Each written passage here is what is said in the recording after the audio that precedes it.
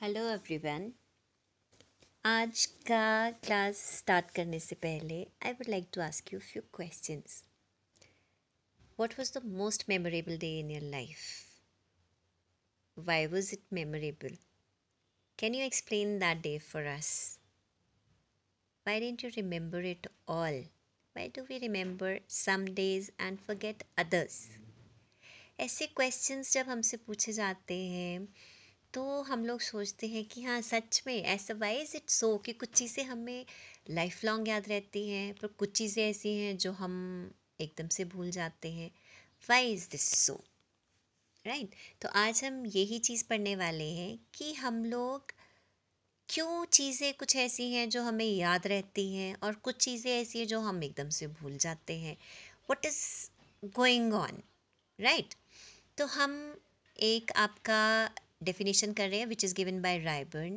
Ryburn says कि memory is the power that we have to store our experiences and to bring them to the field of our consciousness sometimes after the experience has occurred is termed as memory. तो memory को ये कह क्या रहे हैं? This he saying कि memory एक power है हमारे पास।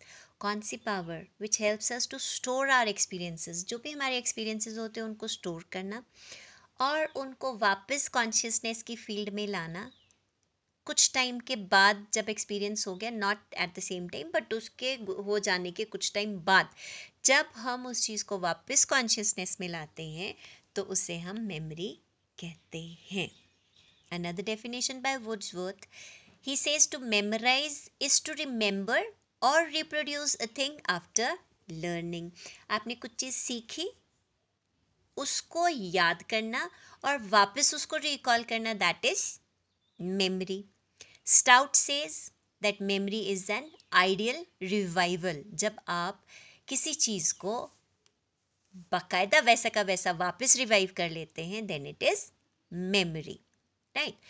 अब हम बोल रहे हैं कि मेमोरी की विशेषताएं क्या है या उसकी कैरेक्टरिस्टिक्स क्या है। तो जैसा आप स्लाइड के ऊपर देख रहे हो, the first characteristic of memory is the ideal revival of past experiences. जो आपको एक्सपीरियंसेस हो चुके हैं, जब आप उनको रिवाइव करते हो properly, that is memory, right?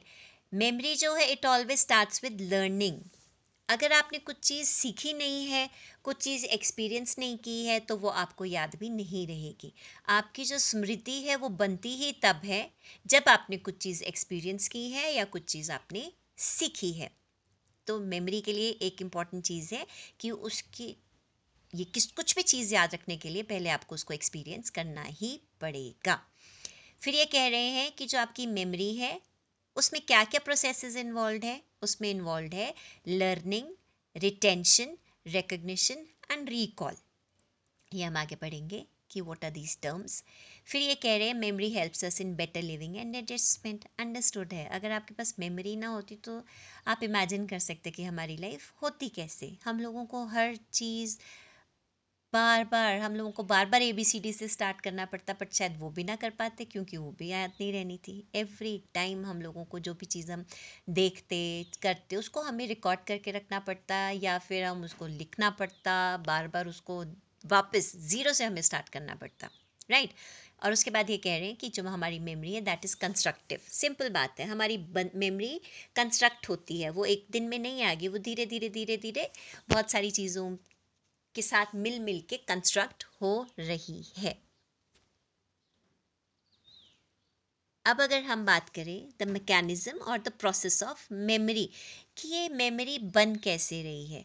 They say that memories क्या है? मेमोरीज ये बोल रहे हैं जो भी हमें एक्सपीरियंस होता है वो एक्सपीरियंस हमारे दिमाग के अंदर इमेजेस छोड़ता है या ट्रेसेस छोड़ता है and it is conserved in the form of engrams. हम लोगों को जितने भी एक्सपीरियंसेस होते हैं वो एक ट्रेस छोड़ जाते हैं और इन ट्रेसेस को हम कंजर्व करते हैं in the form of engrams. So what are these engrams? Engrams आपको बोल रहे हैं they are theorized to be means by which memories are stored as biophysical और biochemical changes in the brain and other neural tissues. Engrams वो चीज़ है जो हमारी you can simply say it is the biophysical और biochemical changes जो हमारी brain के अंदर होती हैं, जिसकी वजह से हम चीज़ों को याद रखते हैं, राइट। जैसे आपने देखा होगा ट्रेसेस, मतलब जैसे आप हम लोग कॉइन्स करते थे ना पहले, की कॉइन्स को पेंसिल के साथ ट्रेस कर रहे हैं एंड वो एक इमेज आपके पास छोड़ रहा था। वैसे जो हमारी एक्सपीरियंसेस जितने भी हमें आसपास होते, they also create an image like this, और अ ट्रेस, वो हमारे उसमें ट्रेस छोड़ते हैं जो हमारी मेमोरी में एनग्राम्स के फॉर्म में स्टोर होती रहती हैं। इट स्टार्ट्स, हमने बोला जो आपका मेमोरी का प्रोसेस है उसके अंदर कुछ मैकेनिज्म जिसको हम बोल रहे हैं द प्रोसेस ऑफ मेमोरी, उसके अंदर कुछ चीज़ें इन्वॉल्व हैं, जिसके अंदर पहली चीज़ है द लर्निंग और एक्सपीरियंस। जैसे मैंने आपको पहले भी बोला कि आपको अगर मेमोरी बनानी है तो पहले आपको उस चीज़ को एक्सपीरियंस करना ही पड़ेगा, या आपको वो चीज़ सीखनी ही पड़ेगी। बिना सीखे या बिना एक्सपीरियंस के आप किसी चीज़ को याद नहीं रख सकते। क्या आप किसी ऐसी चीज़ का नाम बता सकते हो मुझे जो आपको याद है पर आपको उसका एक्सपीरियंस ना हुआ हो? दूसरी चीज़ हम बोल रहे हैं, आपने एक्सपीरियंस किया, आपने कोई चीज़ सीखी, उसके बाद जो दूसरी इम्पॉर्टेंट चीज़ मेमोरी के लिए चाहिए, that is retention. That means कि आपने जो कुछ भी सीखा उसको आपको रिटेन करना पड़ेगा, ठीक है, आपको उसको अपने पास संभाल के रखना पड़ेगा। अब आप कौन सी चीज़ रिटेंशन के लिए, क्या चीज़ ज़रूरी है रिटेंशन के लिए? ज़रूरी एक हमने बोला है टू रिटेन, कि वो चीज़ को आपको अपने पास स्टोर करना पड़ेगा। दूसरा हमने बोला हम रिटेन करते किस चीज़ को हैं, हम किन चीज़ों को यूजुअली याद रखते हैं? वो चीज़ें जो हमारे लिए इम्पॉर्टेंट हैं, यूज़फुल हैं, ठीक है। आप सीखते टाइम कितने रेडी हैं, दैट विल डिसाइड कि आप उसको रिटेन कर पाते हैं या नहीं। आप किसी चीज़ को देख समझते हुए या सीखते हुए आपने अटेंशन कितनी पे की, दैट विल डिसाइड कि आप रिटेन कर पाते हो या नहीं, ठीक है। फ्रीक्वेंसी ऑफ इम्प्रेशन, मतलब कितनी बार वो चीज़ आपके सामने आई, दैट विल ऑल्सो डिसाइड कि आप रिटेन कर पाते हैं या नहीं। एक और चीज़ आई, दैट इज़ रीसेंसी ऑफ इम्प्रेशन, कि कितना टाइम पहले आपको वो एक्सपीरियंस हुआ, दैट विल ऑल्सो डिसाइड कि आप उसको याद रख पाते हैं या नहीं। दे से in children the retention is good but recall is poor, and in adults retention is not very good but recall is good. I hope आप इसको समझ रहे हैं। एक चीज़ होगी आपकी कि किस मेमोरी के जो प्रोसेस के अंदर फर्स्ट स्टेप है दैट इज़ लर्निंग, कि आपको कोई चीज़ समझ ही याद ही तब रहेगी जब आप उसको पहले एक्सपीरियंस कर रहे हैं या फिर उसको सीख रहे हैं। दूसरी चीज़ हमने बोली, जो चीज़ आपने सीखी उसको आप रिटेन करेंगे। रिटेन आप कब करेंगे, वो आपको चीज़ें आपने बताई, व्हेन इट इज़ इंटरेस्टिंग, या फिर आपको हमने बोला कि वो आपके काम की है, या हमने बोला कि आपने उसको अभी रिसेंटली पढ़ा है, या आपने उसको कितनी बार सीखा है, कितनी बार वो एक्सपीरियंस हुआ है। ऑल दैट विल डिसाइड कि आपने उसको रिटेन किया है या नहीं। अब तीसरी चीज़ जो आती है मेमोरी के अंदर, दैट इज़ रिट्रीवल। रिट्रीवल का मतलब है जो आपने स्टोर चीज़ की है अपने दिमाग के अंदर, उसको वापस कॉन्शियसनेस की फील्ड में लाना। अब जो रिट्रीवल है, it can be of two forms, it can be recall और it can be recognition. Now what is this recognition? Recognition का मतलब है पहचानना, ठीक है। तो recognition can be of two types, indefinite recognition और डेफिनेट रिकग्निशन। Recognition है a measure of memory in which a person must identify items learned earlier. That means आप पहचानो तो सही कि आपके सामने जो आपने चीज़ पहले पढ़ी है, अगर आप उसको आइडेंटिफाई कर पा रहे हो, अगर आप उसको पहचान पा रहे हो, तो हम उसको कह रहे हैं रिकग्निशन। डेफिनेट रिकग्निशन इज़ कि आपके सामने कुछ भी चीज़ लाई और आपने एकदम सटीक उसको बता दिया कि ये चीज़ वो है, ठीक है। इंडेफिनेट इज़ जब आप you are not very sure about a thing, but हाँ आपको कुछ कुछ याद आ रहा है कि ऐसा कुछ था, तो उसको हम कह रहे हैं रिकग्निशन। उसके बाद जो चीज़ आई दैट इज़ रिकॉल। रिकॉल क्या है? रिकॉल है जब आपने जो चीज़ याद की थी उसको आप वापस अपनी कॉन्शियसनेस पे एकदम से आपको याद आ रहा है कि हाँ वो चीज़ क्या थी। दैट मीन्स आपने उसको क्या किया, आपने उसको एकदम से रिकॉल कर लिया। अब ये कुछ इसके फैक्ट्स हैं। ये कहते हैं कि we can recognise more than we can recall.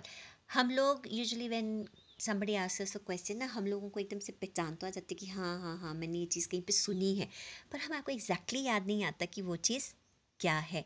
Then they say recognition is easier than recall because it provides retrieval cues or hints that help us remember where the information is stored in our memory. Recognition क्यों easier है? क्योंकि वो हमें cues देता है. अब देखो यहाँ पे क्या लिखा है. It is saying recall का क्या मतलब है? Remembering without any external cues. आपको cues की ज़रूरत है ही नहीं यहाँ पे. आप बिना cues के भी उसको recall कर लेंगे. जैसे मैं आपसे पूछूं कि हाँ जी what is the opposite of day, तो आप एकदम से आपको you don't need a clue और एनीथिंग फॉर दैट, आप एकदम से बता देंगे कि हाँ जी opposite of day is night. Clear. अब ये कह रहे रिकग्निशन. रिकग्निशन का मतलब है कि आप किसी चीज़ को याद तो कर रहे हैं पर उसके लिए आपको कुछ क्यूज़ की ज़रूरत है. जैसे मल्टीपल चॉइस क्वेश्चंस में होता है कि आपसे क्वेश्चन पूछा गया, आंसर आप तब कर पाते हैं जब आप बोले पहले चॉइस दो, first you give me a choice कि क्या है, 4 ऑप्शंस क्या है. अब जब आपके सामने 4 ऑप्शंस आती तो ज़रूर आपको एक क्यू मिल गया कि हाँ इसका आंसर ये है, बट अगर आपको वो ऑप्शंस नहीं मिल रहे तो आप उसको नहीं पहचान पा रहे हैं कि वो चीज़ क्या थी. So this is the difference between recall and recognition. तो जो हमारा मेमोरी है, आपको I hope it is clear, जो मेमोरी का प्रोसेस है उसको हम बोल रहे हैं इसके अंदर 4 चीज़ें इन्वॉल्व है. वन इज़ लर्निंग, दूसरा है रिटेंशन, तीसरा है रिकॉल एंड चौथा है रिकग्निशन. अब जो आपका मेमोरी प्रोसेस की हम बात कर रहे हैं, एक तो मैंने आपको बता दिया कि आप उस प्रोसेस के थ्रू जाएंगे. फिर इनको हम बोल रहे हैं it is a 3 step process. इसके अंदर हम सबसे पहले करते हैं एनकोडिंग, फिर हम करते हैं storage and then is the retrieval. Encoding के अंदर हम जितनी भी इंफॉर्मेशन है उसको हम प्रोसेस कर रहे हैं और उसको अपने मेमोरी सिस्टम में भेज रहे हैं. We are encoding it. दूसरा, उस जो मटेरियल हमने एनकोड किया है उसको हम स्टोर कर रहे हैं, प्रॉपरली उसको संभाल करके एक जगह पर रख रहे हैं.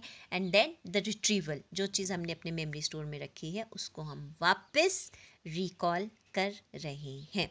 So this is your process of memory. I hope it is clear. आपको इसको पढ़ करके अभी तक पता चल ही रहा होगा कि मेमोरी का जो प्रोसेस हम बात कर रहे हैं, process of memorisation, that involves 4 things. उसके लिए हमने सबसे पहले बोला कि आपको ज़रूरत है सीखने की या फिर किसी चीज़ को एक्सपीरियंस करने की. अब आपने एक्सपीरियंस कर लिया तो उसको आपको स्टोर करना पड़ेगा, रिटेन करना पड़ेगा, और जब आपको आगे इसकी ज़रूरत है तो आप उस इंफॉर्मेशन को जब वापस अपने कॉन्शियसनेस में लाते हैं, then it is recall and recognition. So I hope आपको कुछ पता चला होगा कि what is memory and what are the steps involved in the process of memorization.